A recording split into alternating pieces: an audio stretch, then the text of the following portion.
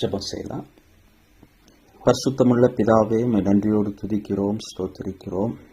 தொடர்ந்து 1 சாமுவேல் 30வது அதிகாரத்தில் உள்ள கர்த்தருடைய ஆலோசனைகளையும் எச்சரிப்புகளையும் கற்றுக்கொள்வதற்காக நல்ல பங்கை தெரிந்து கொண்டவர்களாக உம்முடைய பாதத்தில் அமர்ந்து நேரம் எடுத்து இரவும் பகலும் உம்முடைய வேதத்தில் தியானமாக இருந்து உம்முடைய வசனத்தை குறித்து தேடி வாசித்து உம்முடைய பரிசுத்த ஆவியானவரோடு கூட ஜெபத்தோடு உம்முடைய வேதத்தில் உள்ள ஆச்சரியமான அதிசயங்களை கற்றுக்கொள்ளவும் அதன்படி செய்யவும் அதை மற்றவர்களுக்கு போதிக்கவும் எஸ்ரா தன் இருதயத்தை பக்குவப்படுத்தி இருந்தது போல ஒரு பக்குவமான இருதயத்தை எனக்கும் எங்களுக்கும் தாரும். எங்கள் பிள்ளைகளுக்கு கருத்தாய் இதை கற்றுத்தர ஒருவருக்கொருவர் பக்தி விருத்தி உண்டாக சமயம் வாய்த்தாலும் வாய்க்காவிட்டாலும் திருவசனத்தை சொல்லி கற்றுக் கொடுத்து புத்தி சொல்ல ஆண்டவரே, நீர் எங்களுக்கு பாராட்டின இந்த தயவுக்காக, இந்த அனுகூலமான இந்த சூழ்நிலைக்காக உமக்கு நன்றி செலுத்துகிறோம். இதை கேட்டுக்கொண்டிருக்கிற கேட்கப் போகிற ஒவ்வொருவருடைய இருதயத்திலும் குடும்பத்திலும் திருச்சபையிலும் கர்த்தருடைய நாமம் மகிமைப்படும் விதத்தில் உம்முடைய நீதி விளங்கட்டும், உம்முடைய மகிமை விளங்கட்டும், உம்முடைய வசனத்தை உறுதி செய்யும். இந்த ஜெபத்தை எங்கள் ஆண்டவரும் இரட்சகரும் மீட்பரும் ஆகிய இயேசு கிறிஸ்துவின் நாமத்தில் ஜெபிக்கிறோம் பிதாவே, ஆமென். 1 சாமுவேல் 30வது அதிகாரம். இந்த 30வது அதிகாரத்தில் இன்றைக்கு உங்களோடு கூட பகிர்ந்து கொள்வதற்காக 6வது வசனத்தை மறுபடியும் நான் வாசிக்க விரும்புகிறேன். 1 சாமுவேல் 30வது அதிகாரம் 6வது வசனம். தாவீது மிகவும் நெருக்கப்பட்டான். சகல ஜனங்களும் தங்கள் குமாரர் குமாரத்திகளின் நிமித்தம் மன கிளேசமானதினால் அவனை கல்லெறிய வேண்டும் என்று சொல்லிக் கொண்டார்கள். தாவீது தன் தேவனாகிய கர்த்தருக்குள்ளே தன்னை திடப்படுத்தி கொண்டான். இது தாவீதினுடைய வாழ்க்கையில ஒரு ஆவிக்குரிய வளர்ச்சிய ஒரு மைல்ஸ்டோன், ஒரு மைல்கல். இங்க தாவீதினுடைய அனுபவத்தில் அவருடைய அந்தரங்க ஜீவியம் சிறு வயதிலிருந்து அவருக்கு கற்றுக் கொடுத்தது. அவர் கர்த்தருடைய சமூகத்தில் ஒரு ஆராதனை வீரனாக தன்னுடைய அனுபவத்தையே ஆராதனையாக கர்த்தரின் மெய்ப்பராய் இருக்கிறார், நான் தாட்சி அடையேன் என்று சொல்லி பாடியவர். அவருடைய ஆவிக்குரிய வாழ்க்கையில இந்த குறிப்பிட்ட பகுதியில் ஒரு சரிவு ஏற்பட்டாலும் அவருடைய ஆவிக்குரிய முதிர்ச்சி இந்த அதிகாரத்தில் நாம் கவனிக்கலாம். அதை குறித்து இன்றைக்கு உங்களோடு பகிர்ந்து கொள்ள விரும்புகிறேன். இந்த சிக்லாவுக்கு திரும்ப ஆகிஸ் மூலமாக, பெலிஸ்திய ராஜா மூலமாக யுத்தத்துக்கு வரக்கூடாதுன்னு சொல்லி திருப்பி அனுப்பப்படும் போது தாவீதும் அவருடைய 600 போர் வீரர்களும் சிக்லாவுக்கு திரும்ப வராங்க. திரும்ப வரும்போது அங்கே அமலேக்கியர்கள் அவங்களுடைய பட்டணங்களை அவங்க அழிக்கிறாங்க, சுட்டெரிக்கிறாங்க, எல்லாரையும் பணைய கைதிகளாக பிடிச்சிட்டு போயிடுறாங்க. தாவீது மிகவும் நெருக்கப்படுறாரு. தன் தேவனாகிய கர்த்தருக்குள்ளே தன்னை திடப்படுத்தி கொண்டார்னு வாசிக்கிறோம். தேவனாகிய கர்த்தருக்குள் தன்னை திடப்படுத்தி கொள்ளுகிற ஒரு மனிதன், ஒரு தேவனுடைய பிள்ளை, ஒரு மனுஷி எப்படி இருக்கணும்? தனக்கு விரோதமாக கலகம் பண்ணினவர்களை தாவீது உடனே தண்டிக்கவில்லை, அந்த தீர்மானத்தை எடுக்கல. நாம் கர்த்தருக்குள்ள திடமனதா இருக்கிறோம் அப்படின்றத எந்த சூழ்நிலையில நாம் கண்டுபிடிக்க முடியும்? நமக்கு விரோதமாக நம்ம கூட இருக்கிறவங்க எழும்பும்போது, நம்மை ஆதரிக்க வேண்டியவர்கள், நம்மை பாராட்ட வேண்டியவர்கள், அன்பு செலுத்த வேண்டியவர்கள், அவங்க நமக்கு விரோதமாக பேசும்போது, இந்த இடத்துல கூட இருந்த சகல ஜனங்களும் தங்கள் குமாரர் குமாரத்திகளின் நிமித்தம் மன கிளேசமானதினால் தாவீதை கல்லெறிய வேண்டும் என்று சொல்லிக் கொண்டார்கள். தங்களுடைய லீடரை கொலை செய்யணும் அப்படின்னு பேசிக்கிறாங்க, மரண தண்டனை கொடுக்கணும் அப்படின்னு தீர்மானம் பண்றாங்க. அப்படி தனக்கு விரோதமாக கலகம் பண்ணினவங்கள உடனே தண்டிக்கணும்னு தாவீது தீர்மானம் எடுக்கல. அவர் பொறுமையா இருக்கிறாரு, நிதானமா இருக்கிறாரு. அந்த கலகக்காரரை அவர் கொன்று போடல. நாம இன்னைக்கு கர்த்தருக்குள்ள தைரியமா இருக்கிறோம், கர்த்தருக்குள் நாம் நம்மை திடப்படுத்தி இருக்கிறோம் சொல்றோம். ஆனா ஒரு சின்ன ஒரு வார்த்தை நமக்கு விரோதமா யாராவது பேசிட்டாங்கன்னா நம்ம உடனே அதை ஒரு பெரிய ஒரு தாக்குதலா எடுக்கிறோம். அதுக்கு நாம உடனே பழி வாங்கணும் அப்படின்னு நினைக்கிறோம். அல்லது அதுல நாம தாக்கப்பட்டு மன சோர்வு அடைகிறோம். அவங்கள ஒரு எதிரியா நாம பார்க்க ஆரம்பிச்சிடறோம். நிறைய நேரத்துல நம்மள இவங்க மதிக்கிறாங்கன்னு நம்ம நினைச்சிட்டு இருப்போம். ஆனா அவங்க தான் நம்மளை மதிக்க மாட்டாங்க. இவங்க நம்மள அவமானப்படுத்துறாங்கன்னு நினைப்போம். ஆனா அவங்க உண்மையிலேயே பார்த்தா அவங்க பெருசா நம்மளை அவமானப்படுத்தி இருக்க மாட்டாங்க. அது தற்செயலா கூட நடந்திருக்கலாம். அல்லது உண்மையாகவே நம்ம அவமானப்படுத்தினவங்களா இருந்தாலும் சரி, அப்படிப்பட்டவர்களுடைய செயல்கள், வார்த்தைகள், அந்த காயங்கள் நம்மளை பாதிக்குதா, இல்லை நம்ம பொறுமையா நிதானமா இருக்கிறோமா, அதுதான் உண்மையிலே நாம் கர்த்தருக்குள் நாம் நம்மை திடப்படுத்தி இருக்கிறோன்றதுக்கு அடையாளம். இந்த கலகத்திற்கு தலைமை தாங்கிய தலைவர்களை தாவீது அழித்து போடல. ஒரு காலத்துல மிரியாமும் ஆரோனும் மோசேக்கு எதிர்த்து பேசுறாங்க. இன்னும் சில கூட்டத்தார் அவங்க மோசேக்கு எதிர்த்து பழைய ஏற்பாட்டில் அவங்க பேசும்போது அங்க உடனே அவங்களுக்கு ஒரு தண்டனை ஆண்டவர் கொடுக்கிறாரு. மிரியாமுக்கு தோல்வியாதி, லெப்ரசி வருது. கோராகின் புத்திரர் அவங்களுக்கு பூமி வாயை திறந்து அவங்க உள்ள கோராகை சேர்ந்தவங்க, அந்த தலைவர்கள், அந்த குடும்பத்தார் எல்லாருமே விழுங்கப்படுறாங்க. அது தேவனே கொடுக்கிற ஒரு தீர்ப்பு. ஆனா இங்க தாவீதுக்கு நம்ம பார்க்கிறோம், ஒரு பதட்டம் இல்லை, ஒரு கோபம் இல்லை, ஒரு பொறுமையா இருக்கிறார். இது நமக்கு ஒரு பாடம். நாம் நம்முடைய தேவனாகிய கர்த்தருக்குள் நம்ம எந்த அளவுக்கு பக்குவப்பட்டிருக்கிறோம், முதிர்ச்சியா இருக்கிறோம் அப்படின்றத நாம இந்த வசனத்திலிருந்து நாம நடைமுறையாக கற்றுக்கொள்ளலாம். 1 சாமுவேல் 30வது அதிகாரம் 10வது வசனத்துல நாம் வாசிக்கிறோம். தாவீது கர்த்தரிடத்துல விசாரித்து ஏபோத்தை கொண்டு வர சொல்லி, அபியத்தார் என்கிற ஆசாரியனிடத்துல கொண்டு வர சொல்லி, கர்த்தரிடத்துல அவர் 2 கேள்வி கேட்கிறார். நான் ஜெயிப்பனா தோப்பனா, நான் பின் தொடரலாமா? ஆண்டவர் நீ வெற்றி பெறுவாயின்னு சொல்லி, சகலத்தையும் திருப்பிக் கொள்வாயின்னு சொல்லி வழி நடத்தினதுனால தாவீதோடு கூட இந்த 600 பேர் சேர்ந்து கொள்றாங்க. இவங்க எல்லாரும் உற்சாகமா அவங்களுடைய குடும்பங்களை அமலேக்கியர் கையிலிருந்து விடுவிப்பதற்காக போறாங்க. போகும்போது பேசோர் ஆற்றண்டைக்கு வராங்க.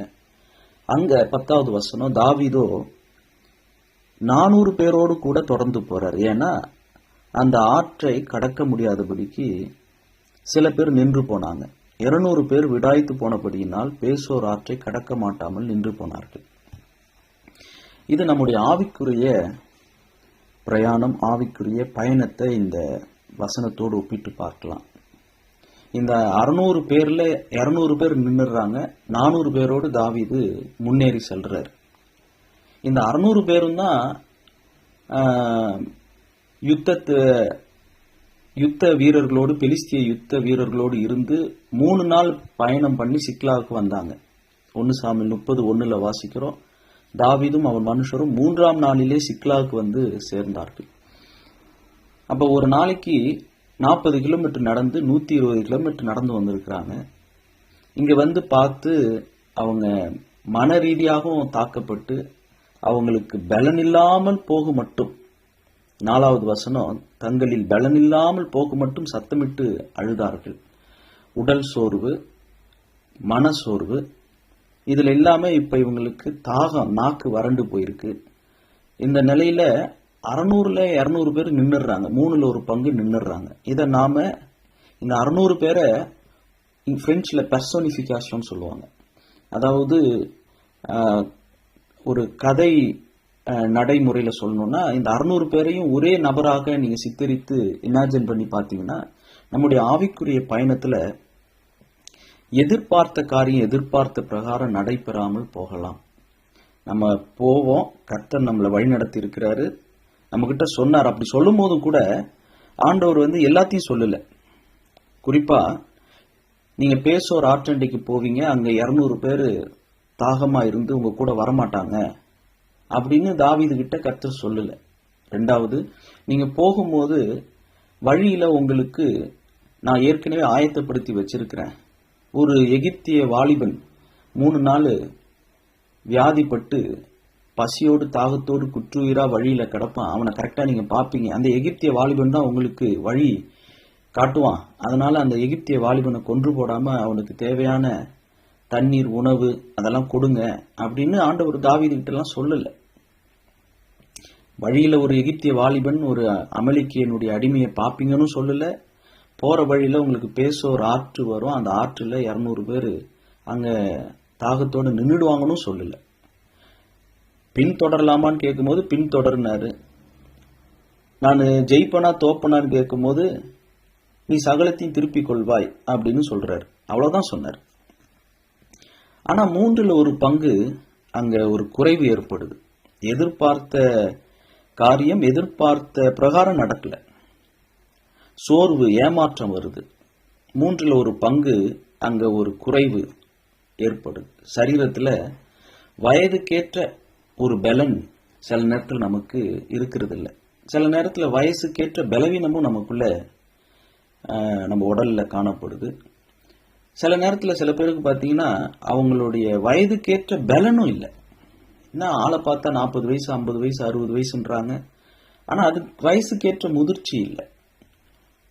அப்போ ஒரு பலவீனம், குறிப்பா நம்முடைய போராட்டங்கள், சோதனைகள், அந்த ஆவிக்குரிய விசுவாச பயணத்துல சோர்வுகள், ஏமாற்றங்கள், குறைவுகள் ஏற்படும் போதும், குறிப்பா சரீரத்தில் பலவீனங்கள், வியாதிகள் ஏற்படும் போதும் மன உற்சாகத்தோடு பவுல் சொல்றாரு, நான் ஆசையாய் தொடருகிறேன். நமக்கு இருக்கும் பலத்தோடு விசுவாசத்தோடு நாம் ஆவிக்குரிய பயணத்துல முன்னேறி செல்லணும். 2 கொரிந்தியர் 12வது அதிகாரம் 9வது வசனத்துல அந்த ஃபார்முலா, அந்த ரகசியத்தை நம்ம வாசிக்கிறோம். 2 கொரிந்தியர் 12:9, அவருடைய கிருபை நமக்கு போதும், பலவீனத்திலே அவர் பலம் பரிபூரணமாய் அல்லது பூரணமாய் விளங்கும். நம்முடைய பலவீனத்துல தான் அவருடைய பலம் பூரணமாய் விளங்கும். கிறிஸ்துவினுடைய வல்லமை நம்மேல் தங்கும்படி நம் பலவீனங்களை குறித்து நாம் மிகவும் சந்தோஷமாய் மேன்மை பாராட்ட வேண்டும். நம்முடைய பலவீனங்களில் அவருடைய பலம் பூரணமாய் விளங்கும். நம்ம நல்லா பலமாய் இருக்கும்போது நாம் செய்ததை விட நம் பலவீனமாய் இருக்கும்போது கர்த்தர் நம்மை கொண்டு செய்கிற காரியங்கள், கிரியைகள் ஆச்சரியமா இருக்கும். அது பலவீனத்தோடு ஊழியம் செய்கிறவர்களுக்கு தான் அந்த அனுபவத்தை, கர்த்தர் நல்லவர் என்பதை அவங்களுடைய பலவீனத்தில் ருசித்து பார்ப்பாங்க. அதனால நான் பலமா இருந்தா ஊழியம் செய்வேன், பலவீனமா இருந்தா ஊழியம் செய்ய மாட்டேன்னு சொல்லக்கூடாது. கர்த்தருக்குள்ள முதிர்ச்சியா இருக்கிறவங்க, கர்த்தர் யார் என்று ருசித்து பார்த்தவங்க, அவர் மேல் அவரை உறுதியாய் பற்றி கொண்டவர்கள், அவங்களுக்கு தான் பூரண சமாதானம் கிடைக்கும். அதனால நமக்கு நல்ல காலாற்றலோடு ஓடும்போதே சோர்ந்து போயிட்டோம்னா குதிரைகளோடு எப்படி ஓடுவோம்? நம்ம நல்ல சரீர ஆரோக்கியத்தோடு இருக்கும்போது சரீர பலத்தை நம்பிக்கிட்டு நம்மளுடைய ஊழியமோ விசுவாசமோ இருக்கக்கூடாது. பவுல் அதை ரொம்ப அழகா கொரிந்தியருக்கு எழுதும் போது சொல்லுவாரு. 1 கொரிந்தியர் தான் நினைக்கிறேன், 1 கொரிந்தியர் 2:4, உங்கள் விசுவாசம் மனுஷருடைய ஞானத்தில் அல்ல, தேவனுடைய பலத்தில் நிற்கணும். மனுஷருடைய ஞானம், மனுஷருடைய பணம், பணத்தின் மீது நம்பிக்கை, உடலின் மீது நம்பிக்கை, எனக்கு உடல் பலன் இருக்கு, தன்னுடைய பேச்சு ஆற்றல், எனக்கு நல்ல சௌரியமா நல்ல ஞானத்தோடு நிறைய புத்தகங்கள் வாசிச்சிருக்கிறேன், ரேடியோவில் பேசியிருக்கிறேன், டிவியில் பேசியிருக்கிறேன், மேடையில் நான் கைத்தட்டு வாங்கியிருக்கிறேன், அதனால நான் ஊழியம் பண்ணிட முடியும், பிரசங்கம் பண்ணிட முடியும்லாம் பண்ண முடியாது. இது ஆவியானவருடைய ஒரு செயல். இதற்கு ஒரு வரம் வேண்டும், இதுக்கு ஒரு கிருபை வேண்டும், இதுக்கு ஒரு அழைப்பு வேண்டும். ஊழியன்றது இது கர்த்தருடைய ஊழியம். நம்முடைய பலவீனத்துல தான் அவருடைய பலம் பூரணமா விளங்கும். அப்போனா நம்முடைய பலத்துல பூரணமா விளங்காது. ஏன்னா நம்ம அதை தடுப்போம். அதான் அர்த்தம். நம்முடைய பலவீனத்தில் அவருடைய பலம் பூரணமா 100% விளங்கும்னா, நம்முடைய பலத்தில் அப்ப பூரணமா ஏன் விளங்கல? ஏன்னா நம்மளுடைய பலத்தை கொண்டு காட்டுவோம். அங்க நம்மளுடைய ட்ரெஸ்ஸிங் சென்ஸ், நம்மளுடைய உடை சிகை அலங்காரங்கள், நம்முடைய அந்த வாலிபத்தினுடைய மிடுக்கு, இதெல்லாம் கொஞ்சம் காட்டுவோம். கையில கட்டிருக்க வாட்சை தூக்கி தூக்கி அல்லேலூயா சொல்றது, போட்டிருக்கிற மோதிரங்களை காட்டுறதுக்காக கையை உயர்த்தி அங்க ஆராதிக்கிறது. இந்த விளையாட்டெல்லாம் நல்ல பணம் இருக்கும்போது, நல்ல உடல் பலன் இருக்கும்போது கொஞ்சம் நடக்கும். அதனால கர்த்தருடைய பலம் பூரணமா வழங்காது. அரைகுறையா, காவாசி முக்காவாசி விளங்கும். எவ்வளவு நம்ம நான் சிறுகணும், அவர் பெருகணும். நான் என்ன மறைக்கணும், அப்பதான் அவர் வெளிப்படுவார். இந்த அறிவு புத்தி எப்போ வரும்னா, இரும்பிக்கிட்டு இருக்கும்போது, சளி பிடிச்சிருக்கும் போது, நல்ல குரல் இருக்கும்போது என்னம்மா ஹரே வா சூப்பரா பாடுறாங்கன்னு வாங்க. ஆனா இருமலா சளியா இருக்கும்போது என்ன பாட முடியும்? ஆனா அந்த பாடல்ல கர்த்தர் தம்முடைய மகிமை வெளிப்படுத்துவார். அதனால நம்முடைய பலவீனங்கள் நமக்கு வரும்போது அதை ஒரு பெரிய பரிசா பாக்கியமா நினைக்கணும். அப்பா, ஆண்டவர் இன்னைக்கு ஊழியம் செய்யறதுக்கு என்னுடைய உடல்ல ஒரு சின்ன ஒரு பலவீனத்தை கொடுத்துருக்கிறாரு. அப்பனா உண்மையிலேயே ஆண்டவருடைய வல்லமை பூரணமா விளங்க போகுதுன்னு அர்த்தம். அந்த பார்வை, அந்த ஒரு உற்சாகம். 600 பேர்ல 200 பேர் குறைஞ்சிட்டாங்க, 400 பேர் தான் இருக்கிறாங்க. கர்த்தர் நிச்சயம் செய்வார். அப்படின்னா அந்த 600 பேர்ல 200 பேருக்கு மட்டும் தாகம்னு சொல்லிட முடியாது. தாவீதுக்கும் தாகம் தான், 400 பேருக்கும் மீதி இருக்கிறவங்களுக்கும் உடல் பலவீனம் தான், சோர்வு தான். ஆனாலும் பலவீனமாக இருந்தாலும் சரி, நம்ம இன்னும் மன உற்சாகத்தோடு மனபலத்தோடு, ஆபத்து காலத்தில் நீ சோர்ந்து போவாயானால் உன் பலன் குறுகினது. பலன் எனக்குள்ள இருக்கிற கர்த்தருடைய பலன் எந்த அளவுக்கு இருக்குது, என்னை பலப்படுத்துகிற கிறிஸ்துன்னு வாசிக்கிறோம். எந்த நேரத்துல நம்மளுடைய பலனை பார்க்க முடியும்னா, ஏற்கனவே இருக்கிற ஆதரவு குறையும் போது, பலவீனப்படும் போது, குறைவு ஏற்படும் போது, சோர்வு ஏமாற்றங்கள் வரும்போது, எதிர்பார்த்த காரியம் நடைபெறாத போது நம்ம எப்படி முன்னேறுகிறோம். அப்பயும் நான் செய்வேன், அப்பயும் நான் போவேன். அந்த மன உற்சாகத்தை கர்த்தர் பார்க்கிறார். உற்சாகமாய் கொடுக்கிற இடத்தில் கர்த்தர் பிரியமா இருக்கிறார். பணம் மட்டும் இல்லை, நம்முடைய நேரம், நம்முடைய உழைப்பு, நம்முடைய பிரயாசங்கள், நம்முடைய ஆர்வம், நம்முடைய அர்ப்பணிப்பு, ஒப்பு கொடுத்தல், அந்த தரிசனத்துல நாம் எப்படி நிலைத்திருக்கிறோம், அந்த பாரத்துல எப்படி இருக்கிறோம், பணத்துல எப்படி உண்மையா இருக்கிறோம். நமக்கு தேவையான பணம் இருக்கும்போது நம்ம ஊழியம் செய்யறது ஒரு பக்கம். நானே இங்க வறட்சியில் இருக்கிறேன், எனக்கே இங்க வருமானம் இல்லை, எனக்கே இங்க பண கஷ்ட நெருக்கடி இருக்கு, அந்த நேரத்திலையும் நான் எப்படி செலவு பண்ண நான் என்ன ஒப்பு கொடுக்கிறேன், அது இங்க முக்கியமானது. ஸோ இதை நாம இங்க இந்த 1 சாமுவேல் 30 நாம கற்றுக்கொள்றோம். அடுத்து 1 சாமுவேல் 30 11வது வசனத்திலிருந்து 15, 1 சாமுவேல் 30 11 15 வரைக்கும் வாசித்து பார்த்தீங்கன்னா, வழியில ஒரு எகிப்தியனை எதிர்பாராத விதமா சந்திக்கிறாங்க. அந்த எகிப்தியனை சந்திக்கும் போது அந்த எகிப்தியனை இந்த 400 பேர்ல ஒரு சிலர் கொண்டு வந்து தாவீதுட்ட கொண்டு வராங்க. அந்த எகிப்திய வாலிபனுக்கு புசிக்க அவனுக்கு அப்பமும் குடிக்க தண்ணீரும் கொடுத்து, அத்திப்பழ அடையின் ஒரு துண்டையும் வற்றலான 2 திராட்சைப்பழ குலைகளையும் அவனுக்கு கொடுத்தார்கள். அதை அவன் சாப்பிட்ட பின்பு அவனுடைய உயிர் திரும்ப அவனுக்குள் வந்தது. இதுல இருந்து நாம் கற்றுக்கொள்ற ஒரு பாடம் என்னன்னா, நீதிமொழிகள் 24வது அதிகாரம் வசனங்கள் 11, 12. நீதிமொழிகள் 24, 11, 12. மரணத்துக்கு ஒப்பிக்கப்பட்டவர்களையும் கொலையுண்ண போகிறவர்களையும் விடுவிக்க கூடுமானால் விடுவி, அதை அறியோம் என்பாயாகில் இருதயங்களை சோதிக்கிறவர் அறியாரோ, உன் ஆத்துமாவை காக்கிறவர் கவனியாரோ, அவர் மனுஷருக்கு அவனவன் கிரியைக்கு தக்கதாக பலனளியாரோ.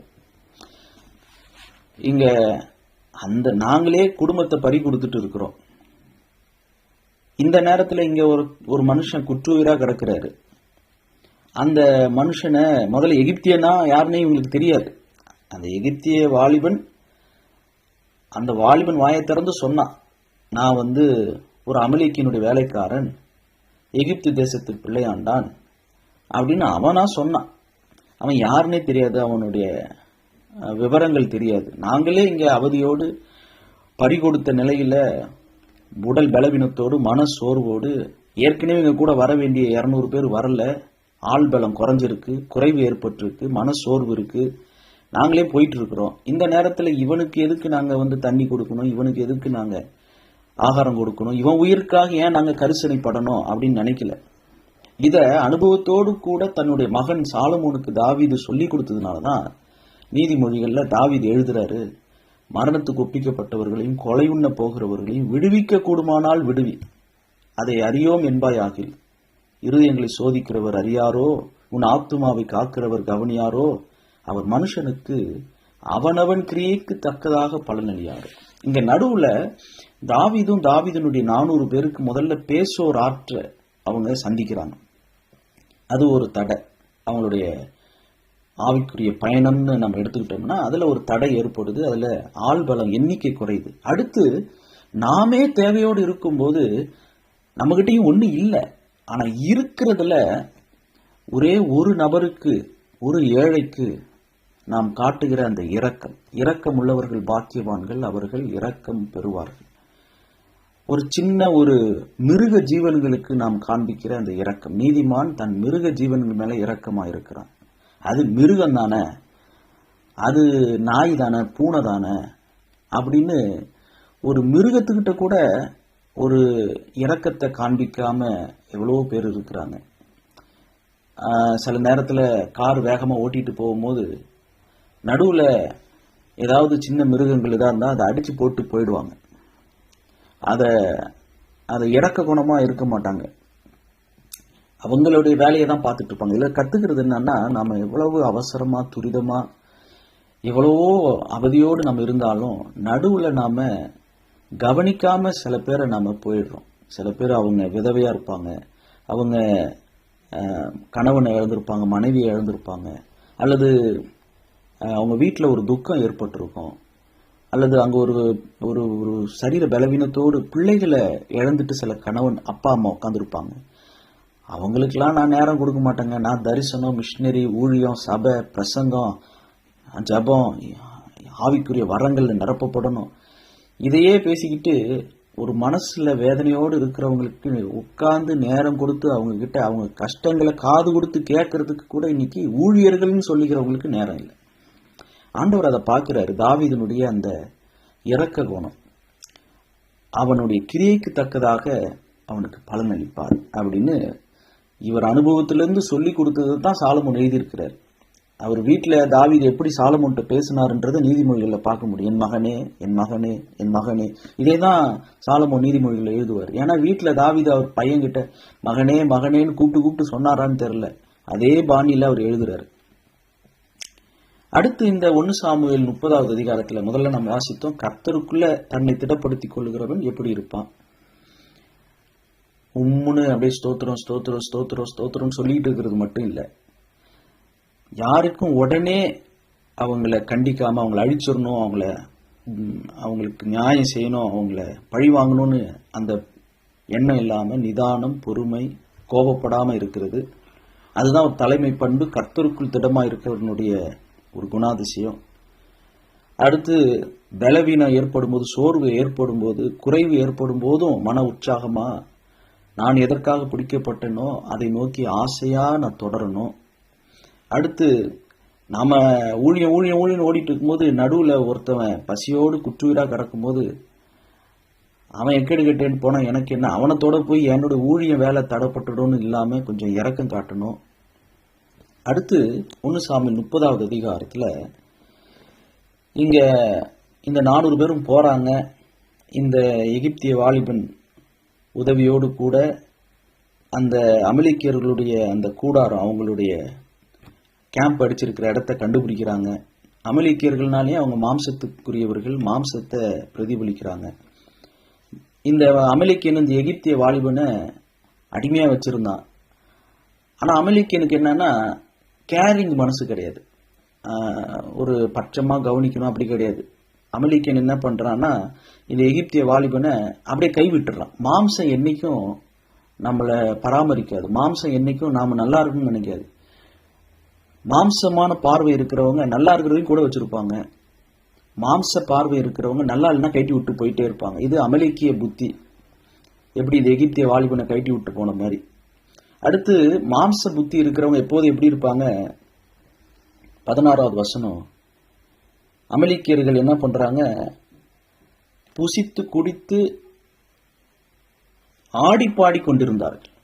மாம்சத்துக்குரியவர்கள் எப்போதும் ஆட்டம் பாட்டம் கொண்டாட்டம். நம்ம எபிசியர்ல வாசிக்க முடியும், கலாத்தியர் 5வது அதிகாரத்துல மாம்சத்துக்குரிய கிரியைகள்ல அந்த பட்டியலில் பார்த்தீங்கன்னா கடைசியா சொல்லப்படுறது களியாட்டு. இப்ப மாம்சத்துக்குரிய செயல் என்ன? களியாட்டு. எந்த நேரமும் கேலி கூத்து கும்மாளம் ஆட்டம் பாட்டம், காசை விரயமாக்குறது, உணவை விரயமாக்குறது, நல்லா அடித்து புசித்து குடித்து வெறித்து உடம்பை கெடுத்துக்கிட்டு அப்படியே அமலேக்கியர்கள் இருந்தாங்க. கலாத்தியர் 5வது இடத்துல மாம்சத்துக்குரிய கிரியைகள் என்னன்னா அதுல கடைசி களியாட்டு. இப்படி ஆடி பாடிக்கிட்டு புசித்து குடிச்சுக்கிட்டு இருந்தாங்க அமலேக்கியர்கள் என்கிற மாம்சம். இவங்க 400 பேரும் தாவீதோடு போய் அமலேக்கியர்களை முறியடிக்கிறாங்க, அவர்களை கொள்ளையடிக்கிறாங்க. எல்லாவற்றையும் தாவீதினுடைய 400 பேரும் திருப்பி கொள்றாங்க. 20வது வசனத்துல இந்த ஒரு கோஷம் விடுறாங்க இந்த 400 பேரும், இது தாவீதின் கொள்ளை, தாவீதின் கொள்ளை. இவங்க ஏன் தாவீதின் கொள்ளை அப்படின்னு இவங்க சொன்னாங்க அப்படின்றதுக்கு அவர் பேர் என்னன்னா ஆல்ஃபிரட் குவென் அப்படின்றவர் ஒரு விளக்கம் கொடுக்கிறார்.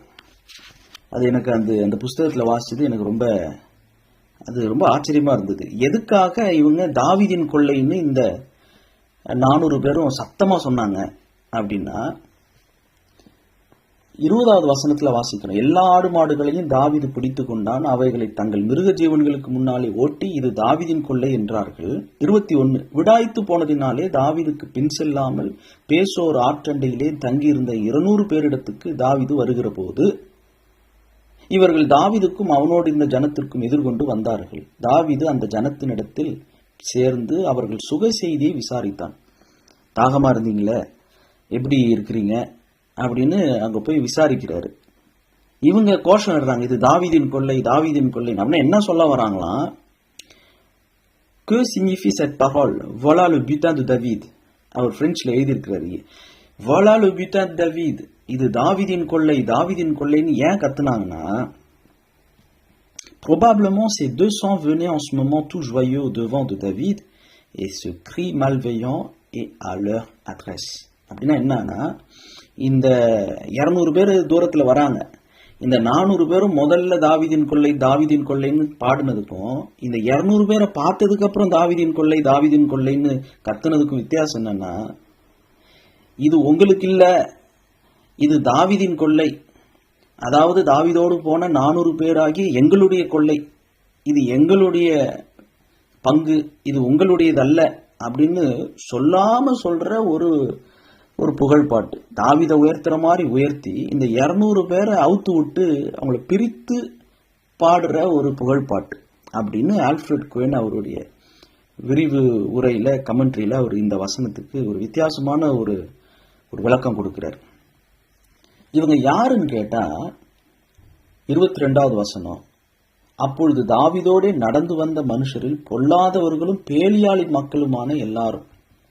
என்ன சொல்றாங்க, இந்த 200 பேர் பேசோர் ஆற்றை கடக்கும் போது அவர்கள் எங்களோட வராதபடியினால் நாங்கள் திருப்பி கொண்ட கொள்ளை உடைமைகளில் அவர்களுக்கு ஒன்றும் கொடுப்பதில்லை. அவர்களில் ஒவ்வொருவனும் தன் தன் மனைவியையும் தன் தன் பிள்ளைகளையுமே அழைத்து கொண்டு போகட்டும் என்றார்கள். அதாவது பொல்லாதவர்களும் பேலியாளின் மக்களும் அவங்க உலக பிரகாரமான ஜனங்கள், உலக பிரகாரமான பொருட்கள்னாலதான் ஆளுகை செய்யப்படுகிறாங்க. அவங்களுக்கு உலக பிரகாரமான பொருட்கள் மேலதான் கண் இருந்துகிட்டே இருக்கும். இது தாவீதின் கொள்ளை, இது நாங்க கொள்ளையடித்து கொண்டு வந்த எங்களுடைய பொருளாதார ஆசீர்வாதம். அதுலயும் இன்னொரு பார்வை என்னன்னா, இவங்க ஆசீர்வதிக்கப்பட்ட தலைவரை புகழ்வாங்க. தாவீதின் கொள்ளை தாவீதின் கொள்ளைன்னு தாவீதை உயர்த்துவாங்க. ஆனா கர்த்தரை குறித்த அறிவு இருக்காது. இது நான் இந்த வசனங்களை தியானிக்கும் போது நான் என்னுடைய குறிப்புல டைரியில எழுதினது. ஆசீர்வதிக்கப்பட்டால் பொல்லாதவர்களும் உலக பிரகாரமான பொருளாதார ஆசீர்வாதத்தை மையமாய் கொண்டிருக்கிற ஜனங்கள் அவங்க பார்வை எப்படி இருக்கும்? ஆசீர்வதிக்கப்பட்டா தலைவரை புகழ்வாங்க, இல்லையா அவங்க என்ன பண்ணுவாங்கன்னா, எந்த மனிதரை புகழுறாங்களோ அந்த மனிதரை குற்றப்படுத்துவாங்க. வேறு விதத்துல சொல்றேன், நான் எழுதினதை. ஒன்று மனுஷரை குற்றப்படுத்துவாங்க, இல்லைன்னா மனுஷரை புகழ்வாங்க.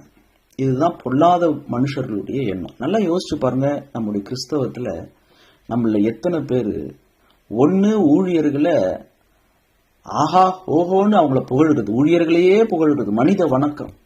இல்லையா ஊழியர்களை பற்றி குறை சொல்றது, இந்த ஊழியர் சரியில்லை, அந்த ஊழியர் சரியில்லை, இந்த ஊழியர் சரியில்லை.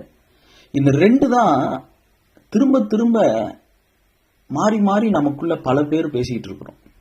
ஒன்று மனுஷரை குற்றப்படுத்துறது, இல்லைன்னா ஊழியரை, தலைவர்களை, தலைமை பொறுப்புல இருக்கிறவங்கள குற்றப்படுத்துறது. முன்னாடி செஞ்சாங்க பாருங்க, தாவீதை கல்லெறியணும் அப்படின்னு, எது நடந்தாலும் அது தலைவர் தான், அது ஊழியர் தான் அப்படின்னு ஊழியர்களை குற்றப்படுத்துறது.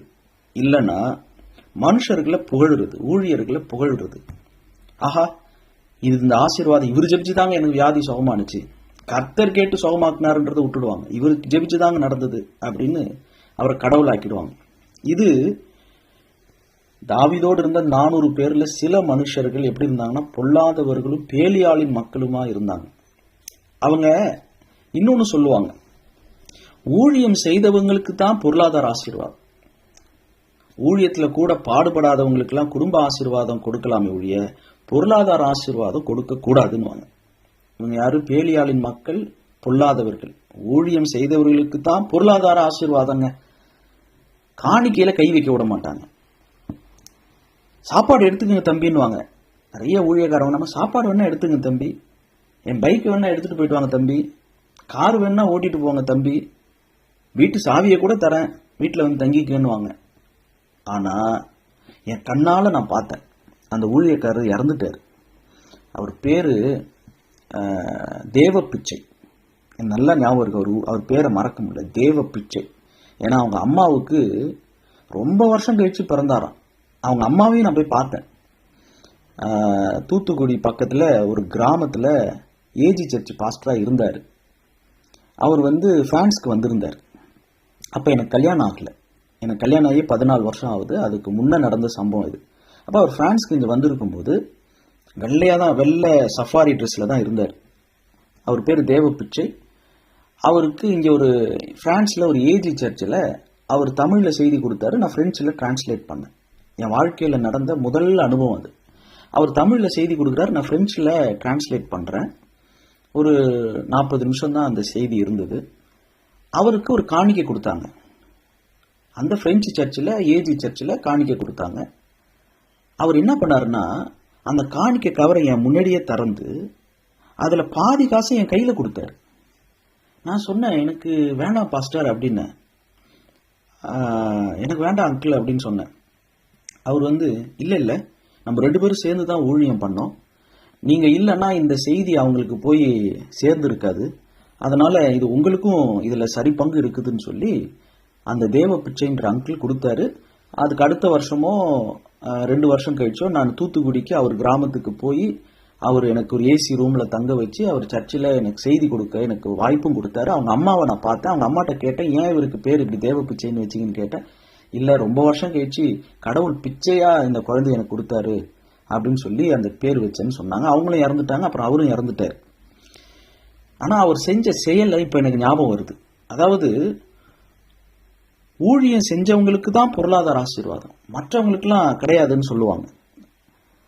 ஆனா சில பேர் உடன் ஊழியர்களுக்கு கூட அப்படி நடத்த மாட்டாங்க. ஆனா தேவ பிச்சை அங்கிள் வந்து நான் வெறும் டிரான்ஸ்லேட் பண்ணன்றதுக்காக அவருக்கு கிடைச்ச காணிக்கையில எனக்கு பாதி கொடுத்தாரு. அது எனக்கு ஒரு வாழ்க்கையில் ஒரு பெரிய பாடமா இருந்தது. ஊழியத்துல கூட பாடுபடாதவங்களுக்கு குடும்ப ஆசீர்வாதம் கொடுக்கலாமே ஒழிய பொருளாதார ஆசீர்வாதம் எல்லாம் கொடுக்க கூடாது அப்படின்னு சொல்லி, இது வந்து ஸ்தாபனத்துக்கு வந்த பணம், இது வந்து சபைக்கு வந்த பணம், இது வந்து ஊழியருக்கு வந்த பணம், இதெல்லாம் வந்து உங்களுக்கு கொடுக்க முடியாது, இது ஊழியருக்கு மட்டும்தான் அப்படின்னு இந்த தாவீதோடு இருந்த 400 பேர் பேசின மாதிரி நிறைய பேர் பேசுறாங்க. அவங்களுடைய மனைவி பிள்ளைங்களா எடுத்துட்டு போட்டோம், ஆனா நாங்க பொருளாதார ஆசீர்வாதம் கொடுக்க மாட்டோம், குடும்ப ஆசீர்வாதம் கிடைக்கட்டும் அப்படின்னு தாவீதோடு இருந்த 400 பேர் சொன்னாங்க. தாவீதோடைய பார்வை என்னன்னா, 23. அதற்கு தாவீது, என் சகோதரரே, கர்த்தர் நமக்கு தந்ததை நீங்கள் இப்படி செய்ய வேண்டாம். கர்த்தர் நம்மை காப்பாற்றி நமக்கு விரோதமாய் வந்திருந்த அந்த தண்டை நம்முடைய கையில் ஒப்பு கொடுத்தார். இந்த காரியத்தில் உங்கள் சொற்கேட்க யார் சம்மதிப்பான்? உங்களுடைய கமிட்டி பேச்சை யார் கேட்பாங்க? நீங்க பேசுறதெல்லாம் வட்ட மேசையில உட்காந்து, அது அட்மினிஸ்ட்ரேஷன் மீட்டிங்கோ, அது கமிட்டி மீட்டிங்கோ, அது மூப்பர்கள் கூட்டமோ, நீங்க என்ன பேருனா வச்சுங்க, உங்க பேச்சை யார் கேட்பாங்க? இந்த காரியத்தில் உங்கள் சொற்கேட்க யார் சம்மதிப்பான்? யுத்தத்திற்கு போனவர்களின் பங்கு எவ்வளவோ அவ்வளவு ரஸ்துக்கள் அண்டையில் இருந்தவர்களுக்கும் பங்கு வீதம் கிடைக்க வேண்டும், சரி பங்காக பங்கிடுவார்களாக என்றான். அதாவது ஊழியத்துல யார் முக்கியமானவர்கள்? சரீரத்தால பிரயாசம் எடுத்து பாடுகள் பட்டு முன்னணியில இருப்பவர்கள் மட்டும் இல்ல, ஜபத்தினால, பொருளால, அன்பான வார்த்தைகளாலும், அடிப்படை உதவிகள், ஒரு பைக்ல கொண்டு போய் விடுறது, மழைக்கு கொடை பிடிக்கிறது, ஊழியருடைய உடல் நலத்தை பாதுகாக்கணும்னு சொல்லி அதுக்கேற்ற உணவை கொடுக்கிறது, நல்லா மலை மாதிரி சோறை போட்டு குழியை ஊத்தி சாம்பாரை ஊத்தி சாப்பிடுங்க பாஸ்டர், அப்பதான் நீங்க திருப்தியா சாப்பிடுங்க. சாப்பிட்டுட்டு அவர் 2 நாள் கழிஞ்சிட்டு இருப்பாரு, அவருக்கு வாந்தி பேதி ஆயிடும், அவர் 2 நாள் அவர் ஊழியத்துக்கு போக முடியாது. நல்லா நிறைய சாப்பாடு கொடுத்தா தான் ஊழியர்ல கவனிக்கிறோம்னு நினைச்சு வீணாக்கிறது. அவங்களுக்கு பயணங்கள் இருக்குது, அவங்க உடம்பு நல்லா இருக்கணும். ஒரு முறை நான் துபாய்க்கு போயிருந்தப்ப, ஷார்ஜாவுக்கு போயிருந்தப்ப, அன்னைக்கு அங்க வெள்ளிக்கிழமையில தான் ஆராதனை. அங்க வெள்ளிக்கிழமை சர்ச்சைக்கு கூட்டு போறதுக்கு முன்னாடி சரவணா பவன்ல போய் கார் நின்னுச்சு. 2 மணி நேரம் போறேன் துபாயில இருந்து ஷார்ஜாவுக்கு. இந்த பக்கமும் பாலைவனம், அந்த பக்கமும் பாலைவனம், நடுவுல ரோட்ல ஏசி கார்ல போயிட்டு இருக்கிறேன். டயர்டா தான் இருக்கு, கால ஆராதனை. ஆனா அங்க நேரா போய் சரவணா பவன்ல போய் காரை நிறுத்தினாரு. என்னங்க சர்ச்சைக்கு போலாங்க? இல்லைங்க, ஆராதனை நடந்துட்டு இருக்குது, நீங்க முதல்ல சரவணா பவன்ல சாப்பிட்டுட்டு தான் நம்ம சர்ச்சைக்கு போகணும்னு எனக்கு ஊழியர் சொல்லியிருக்காருன்னு எனக்கு கூட்டு போனவர் சொன்னாரு. பிரதர், தயவுசெய்து சர்ச்சைக்கு போங்கன்னு சொன்னேன் நான். அப்புறம் என்னால அவருக்கும் பிரேக்ஃபாஸ்ட் போச்சுன்னு வச்சிங்களேன், அங்க போய் சர்ச்சைக்கு சேர்ந்தோம். அந்த மாதிரி ஊழியரை கவனிக்கிறோன்ற பேர்ல நல்ல மூக்கு முட்டை சாப்பாடு வாங்கி கொடுத்துட்டு செய்தி நேரத்தில் ஏப்பம் விட்டுக்கிட்டு இருப்பாங்க. அதனால நம்ம ஊழியத்தில் இங்க யாரு முக்கியம்னா, நம்மளை ஒழுங்கா அடிப்படை உதவிகள் செய்து, அன்பான வார்த்தைகள் பேசி, பொருட்களாலும் காணிக்கையினாலும் ஜபத்தினாலும், பண உதவி மட்டும் இல்லாம அன்பான வார்த்தைகளால நம்மளை ஊக்குவிக்கிற எல்லாருமே ஊழியத்துல முக்கியமானவங்க. நம்மை ஆதரிக்கிறவங்க, நமக்காக ஜெபிக்கிறவங்க, வெறும் மேடையில் நின்று ஊழியம் செய்யறவங்க மட்டும் முக்கியமானவங்க கிடையாது. தாவீது அதை சொல்றாரு, இவங்க தான் முக்கியம், 200 பேர் முக்கியம் இல்லைன்னு நினைக்காதீங்க, சரி பங்காக பிரிங்க. ஒரு மனுஷனுடைய ஆத்துமா கர்த்தருக்குள்ள செழிச்சு இருந்துச்சுன்னா அவங்க தாராளமா உலக பொருட்களை மற்றவங்களுக்கு பங்கிட்டு கொடுப்பாங்க. தாவீதினுடைய ஆத்துமா கர்த்தருக்குள்ள செழிப்பா இருந்ததுனால, இது என்னுடைய கொள்ளை, நான் என் இஷ்டத்துக்கு எனக்கே வச்சுக்கிறேன் அப்படின்னு தாவீது சொல்லாம, அதை தாராளமா உலக பொருட்களை அவர் மற்றவங்களுக்கு பங்கிட்டு கொடுத்தார். பேராசையும் சுயநலமும் இல்லாம பிறருக்கு சேவை செய்கிற, ஊழியம் செய்கிற மனம், அவங்களுடைய ஆத்துமா செழிப்பா இருக்கும். நம்முடைய இருதயம் நன்றி உள்ள இருதயமா இருக்கணும். அதை கொடுக்கும் போதும், பத்தியா நான் கொடுத்தேன், பத்தியா மறந்துடாத, என்னுடைய ஆசீர்வாதத்துல கொடுத்தேன், அப்படி தாவீது சொல்லல. அது எப்படி சொல்றாரு பாருங்க, 26வது வசனம். தாவீது தன்னோடு கூட இருந்த 400 பேருக்கும் கொடுத்து, தன்னோடு கூட வராத 200 பேருக்கும் கொடுத்து, தனக்கு உதவி செய்த தன்னுடைய சிநேகிதர்கள், 26வது வசனம், தாவீது சிக்லாவுக்கு வந்தபோது அவன் கொள்ளையாடினவைகளிலே தன் சிநேகிதராகிய யூதாவின் மூப்பருக்கு சிலவற்றை அனுப்பி, இதோ கர்த்தருடைய சத்துருக்களின் கொள்ளையில் உங்களுக்கு உண்டாயிருக்கும் ஆசீர்வாத பாகம் என்று சொல்ல சொன்னான். அந்த வார்த்தையை கவனிங்க, உங்களுக்கு உண்டாயிருக்கும் ஆசீர்வாத பாகம். இது உங்களுடைய பங்கு, இது என்னுடைய காணிக்கைங்க. காணிக்கை வாங்குறவங்க தான் பொதுவா ஜெபிச்சு வாங்குறாங்க, காணிக்கை கொடுக்கறவங்க ஜெபிச்சு கொடுக்கறாங்களா? கொஞ்சம் யோசிச்சு பாருங்க. அப்படியே கையில பாக்கெட்டுல கையை விட வேண்டியது, அப்படியே எடுக்க வேண்டியது, கொடுக்க வேண்டியது. அப்படி நம்ம தெரிந்தெடுத்து கொடுக்கறது மட்டும் இல்ல, கொடுப்பதற்கு முன் ஜெபத்தோடு நாம் கொடுக்கிறவர்களும் ஜெபிக்கணும், பெறுகிறவர்களும் ஜெபிக்கணும். ஆக மொத்தத்துல கொடுக்கறவங்க யாரு கொடுக்குறாங்க? கர்த்தருக்கு கொடுக்குறாங்க. வாங்குறவங்க யார்கிட்ட வாங்குறாங்க? கர்த்தர்கிட்ட வாங்குறாங்க. அப்ப எங்க இருந்து எங்க போகுது? கர்த்தர் தான் போகுது. அப்போ வாங்குறவர் மட்டும் ஆண்டவர்கிட்ட வாங்கல, கொடுக்கிறவங்களும் கர்த்தருக்கு தான் கொடுக்குறாங்க. அதனால்தான் தாவீது சொன்னாரு, உங்களுக்கு உண்டாயிருக்கும் ஆசீர்வாத பாகம் என்று சொல்லி அவர் கொடுத்தார். இந்த 1 சாமுவேல் 30வது அதிகாரத்துல கிரியையின் அடிப்படையில் இருக்கிற மதம், கிருபையின் அடிப்படையில் இருக்கிற மார்க்கம். இந்த 400 பேர் பொல்லாத மனுஷர்கள் என்னன்னா, இது எங்களுடைய கிரியை, நாங்க கொள்ளையடிச்சு உயிரை பணைய வச்சு கஷ்டப்பட்டு போய் நாங்க ஜெயிச்சு அவங்களெல்லாம் கொன்று எங்களுடைய குடும்பங்களை பாதுகாத்து அவங்களை விடுதலையாக்கி அமலேக்கியர்களுடைய கொள்ளைகளை நாங்க மீட்டு கொண்டு வந்திருக்கிறோம், இது எங்களுடையதுன்னு உரிமை பாராட்டினாங்க. ஆனா தாவீது சொன்னாரு, இந்த வெற்றி கர்த்தர் நமக்கு தந்தது. 23 அவங்க சொன்னது தாவீதின் கொள்ளை, ஆனா தாவீது சொல்றாரு இது கர்த்தர் நமக்கு தந்தது. 26 கர்த்தருடைய சத்துருக்களின் கொள்ளை, இது என்னுடையது இல்லை, இது உங்களுடையது இல்லை, இது முழுக்க முழுக்க கர்த்தருடைய கிருபை. தாவீதை பொறுத்த வரைக்கும் எல்லாமே கிருபையினால நடக்குது. அப்படி அந்த கிருபையின் பார்வை இல்லைன்னா என்ன ஆயிடும், அங்க விக்கிரக ஆராதனை செய்கிறவர்களா மாறிடும். எதை விக்கிரமாக்குவோம், நம்மையே விக்கிரகமாக்கிடுவோம். கர்த்தருக்கும் ஊழியத்திற்கும் நடுவுல நாமோ ஒரு மனுஷன் வந்துடக்கூடாது. வந்துட்டா அங்கதான் அந்த செல்ஃப் அடோரேஷன், செல்ஃப் குளோரிபிகேஷன், சுய மகிமை, சுய வணக்கங்கள் அங்க வர ஆரம்பிச்சிடும். அந்த 400 பேர் என்ன சொன்னதுன்னா, நாங்க இந்த கொள்ளைய நாங்க 200 பேர் கொடுக்க மாட்டோம். ஏன் கொடுக்க மாட்டோம், இது நாங்கள் கொள்ளையடித்தது,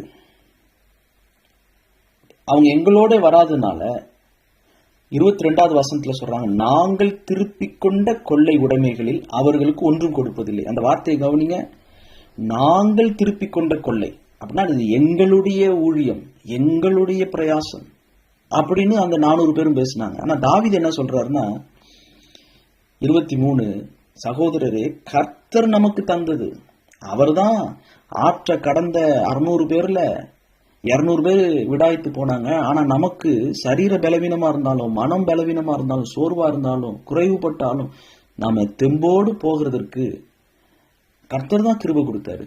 வழியில அந்த எகிப்திய அந்த வாலிபனை கர்த்தர் தான் நமக்கு காட்டினாரு. அவன் மூலமா அந்த அமலேக்கியர்களுடைய அந்த கேம்பை நமக்கு அந்த எகிப்திய வாலிபன் தான் காட்டினான். அவங்கள முறியடிக்க, அவங்கள நம்ம கொள்ளையடிக்க மட்டும் இல்லாம நம்ம 400 பேர்ல ஒரு உயிரும் போல. அவங்க நம்மளை தாக்கியிருப்பாங்க, ஆனா நம்ம உயிர் போகல. நம்முடைய பிள்ளைகள், நம்முடைய குடும்பங்களுடைய உயிரும் போகல. எல்லாரையும் நம்ம திருப்பி கொண்டோம். இது கர்த்தருடைய கிருபை, முழுக்க முழுக்க கர்த்தர் தான் இதை செய்தாருன்னு தாவீது சொன்னார். இப்ப இப்படி எடுத்துங்க, ஊழியம் யாருடையது, கர்த்தருடையது. ஊழியர்கள் யாருடையவர்கள், கர்த்தருடையவர்கள். அப்ப ஒரு ஊழியம் கர்த்தருடைய ஊழியம், ஊழியர்களும் கர்த்தருடைய ஊழியர்கள்னா அவங்க யாருக்கு ஊழியம் செய்யறாங்களோ அவங்களும் கர்த்தருடையவர்கள் தானே. ஆனா பொதுவா நம்ம எங்க என்ன அதிகமா கேட்கிறோம், இவர்கள் என்னுடையவர்கள், இவர்கள் என்னுடைய ஆடு, இவர்கள் என்னுடையவர்கள், இதுதான் நம்ம அடிக்கடி சொல்றோம். ஆனா ஆவிக்குரியவர்கள் என்ன சொல்லுவாங்கன்னா, இப்படி எடுத்துக்குவோம், பிள்ளைகள் யாருடைய பிள்ளைகள், உங்க பிள்ளைங்களா கர்த்தருடைய பிள்ளைங்களான்னு கேட்டா, இல்லைங்க இது என் பிள்ளைங்க, இது அவங்க பிள்ளைங்க, இதுதான் பொதுவா நம்ம எல்லாரும் சொல்றோம். ஆனா சங்கீதம் 127:4 வாசிக்கிறோம், பிள்ளைகள் கர்த்தரால் வரும் சுதந்திரம், கற்பத்தின் கனி அவரால் கிடைக்கும் பலன். அப்பனா பிள்ளைகள் கர்த்தரால் வருகிற சுதந்திரம், அவரால் கிடைக்கும் பலன்னா, கல்யாண மேடையில் ஆண்டவர் நமக்கு பரிசு கொடுக்கல, பிள்ளைகள் தான் கர்த்தர் நமக்கு கொடுக்கிற பரிசு. அந்த பிள்ளைகள் கர்த்தரால் வருகிறதுனா அவங்க கர்த்தருடையவர்கள். அதே போல ஆவிக்குரிய பிள்ளைகளும் யாரால வருகிறாங்க, கர்த்தரால வருகிறவர்கள் தான். 1 கொரிந்தியர் 3வது அதிகாரத்துல பவுல் தெளிவா சொல்றாரு, ஊழியர்கள் எந்த இடத்துல நிக்கணும்.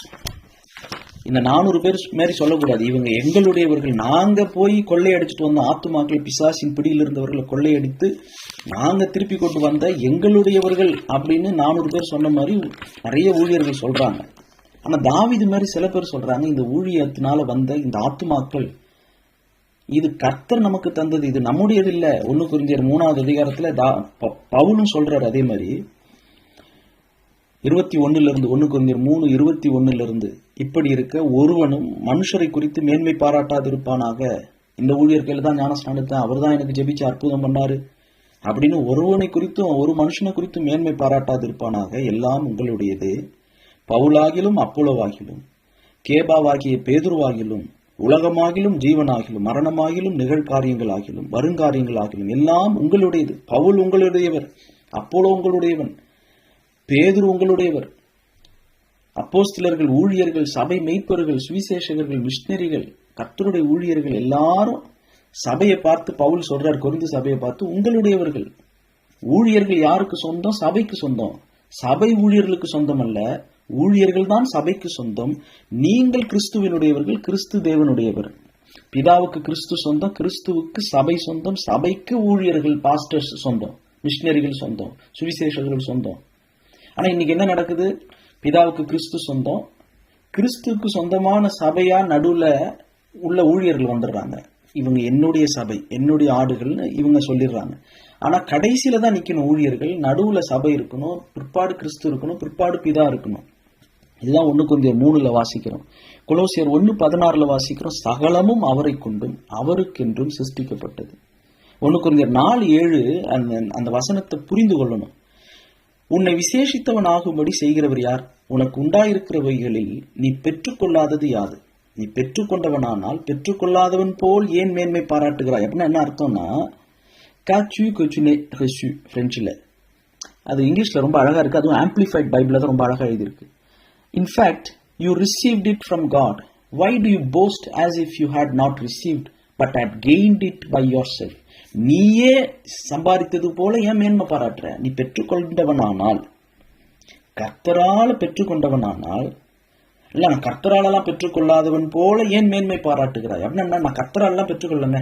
நான் தாங்க சைக்கிள் மீச்சு பைக் ஓட்டி, நான் கஷ்டத்துல நான் போய் இந்த ஆத்துமாவை சந்திச்சு ஞானஸ்நானம் கொடுத்து நான் தாங்க சம்பாதிச்சேன். கர்த்தர்லாம் கொடுக்கலங்க, நான் பெற்றுக்கொள்ளலைங்க, நான் தாங்க சம்பாதிச்சேன்னு ஏன் மேன்மை பாராட்டுகிறாய்? நீ பெற்றுக்கொண்டவனானால், நீ ஜஸ்ட் யூ ரிசீவ்ட், நான் தான் கொடுத்தேன்னு கர்த்தர் சொல்றாரு. அப்படி இருக்கும்போது இங்க பெருமை என்ன வருது? நான் கர்த்தரிடத்துல பெற்றுக்கொள்ள, இது நானா தான் அடைஞ்சது. அதுதான் ஆம்பிளிஃபைட் பைபிள் சொல்லுது, why do you boast as if you had not received from God but had gained it by yourself? நீனாக பெற்றுக்கொண்டது போல ஏன் மேன்மை பாராட்டுற? இதை குறித்து நீங்க தானியேல் 4:30-32 நேபுகாத் நேச்சாரை பத்தி வாசித்து பாருங்க. தானியேல் 5வது அதிகாரம் 23-30 பெல்ஷாத்சார் நேபுகாத் நேச்சாருடைய மகனை குறித்து வாசித்து பாருங்க. அவர் பரலோகத்தின் ஆண்டவருக்கு விரோதமாக தன்னை உயர்த்தினார். தேவனை மகிமைப்படுத்தாம காணாத, கேளாத, உணராது இருக்கிற 6 வகையான மரம், கட்டை, வெள்ளி, கல்லு இவைகளை தேவர்களாக புகழ்ந்தார் பெல்ஷாத்சார்.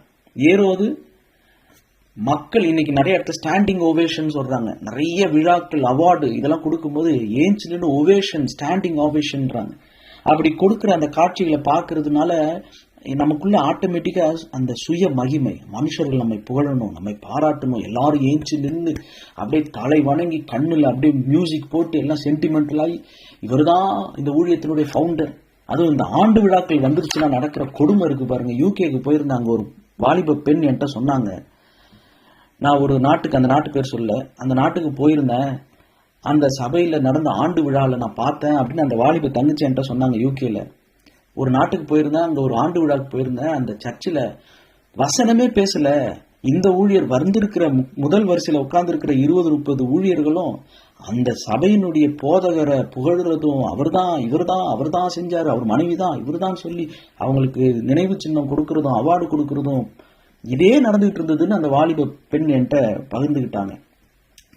ஆண்டு விழான்ற பேர்ல இந்த ஏரோது மாதிரி அந்த வசனத்தை மட்டும் வாசிக்கிறேன். அப்போஸ்தலர் 12வது அதிகாரம் 21 கொஞ்சம் டைம் எடுத்துக்கிறேன், மன்னிச்சுங்க. அப்போஸ்தலர் 12 முதல் 21 வாசிக்கிறேன்.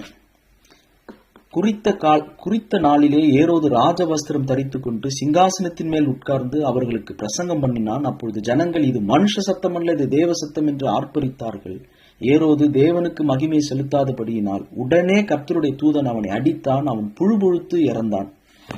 இங்கிலீஷ்ல எழுதியிருக்கு, அவனுக்கு ஒரு சிக்னஸ் உடனே வந்தது, அதனால அவன் புழுபுழுத்து இறந்து போனான்.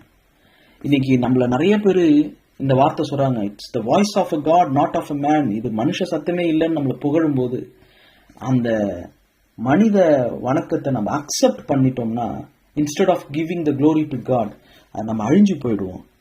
ஏரோது இந்த தப்பை செஞ்சிருக்கிறார். நேபுகாத் நேச்சார் தப்பு செஞ்சு மிருகங்களோட வாழ்ந்து கடைசியா திருந்தி தானியேல் 4:34-37 வாசித்து பாருங்க. அவருடைய மனம் திரும்பின பிற்பாடு அவர் சொல்ற வார்த்தை. பெல்ஷாத்சார்ட்ட வாசிக்கிறோம். இன்னைக்கு நாம தாவீதுகிட்ட இருந்து நம்ம கற்றுக்கொள்ற ஒரு பாடம் என்ன? இது கர்த்தரிடத்திலிருந்து நமக்கு வந்தது. இது நம்முடைய இது என்னுடைய ஆத்துமாக்கள்னு சொல்ல வேணாம், இது கர்த்தர் தந்தது, இது கர்த்தருடையவர்கள் இவங்கெல்லாம்.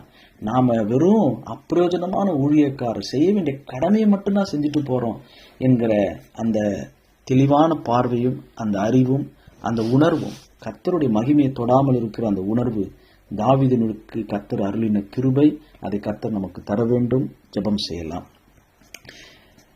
பரிசுத்தமும் நீதியும் உள்ள எல்லா கனத்துக்கும் பாத்திரராய் இருக்கிற மகிமை நிறைந்த நித்திய பிதாவே, உம்முடைய சிங்காசனத்துக்கு முன்பாக நாங்கள் உம்முடைய குமாரனாகிய இயேசு கிறிஸ்துவின் இரத்தத்தினால் நாங்கள் தைரியமாய் இந்த கிருபாசனத்தண்டை வருகிறோம். ஆண்டவரே, நீர்தான் துதிக்கு பாத்திரர், கனத்துக்கு பாத்திரர். உம்முடைய மகிமையை நாங்கள் தொடவே கூடாது, தொடவே மாட்டோம்.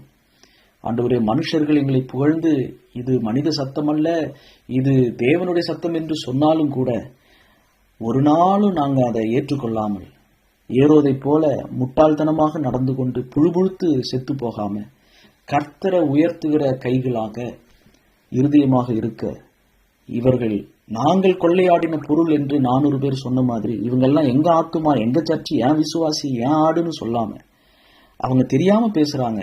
தாங்கள் செய்கிறது என்னதென்று தெரியாம சொல்றாங்க. இது அவர் ரத்தம் சிந்தி சம்பாதித்த சபை, இது கர்த்தருடைய சபை, இது அவருடைய சபை.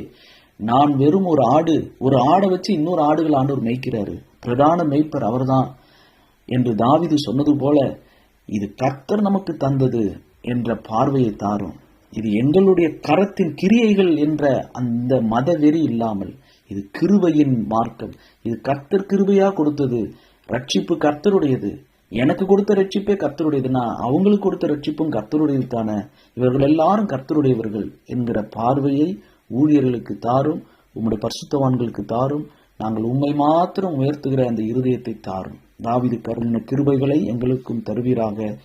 உம்முடைய வார்த்தையின்படி எங்களுக்கு ஆக கடவுது. இதோ நாங்கள் ஆண்டவருக்கு அடிமை.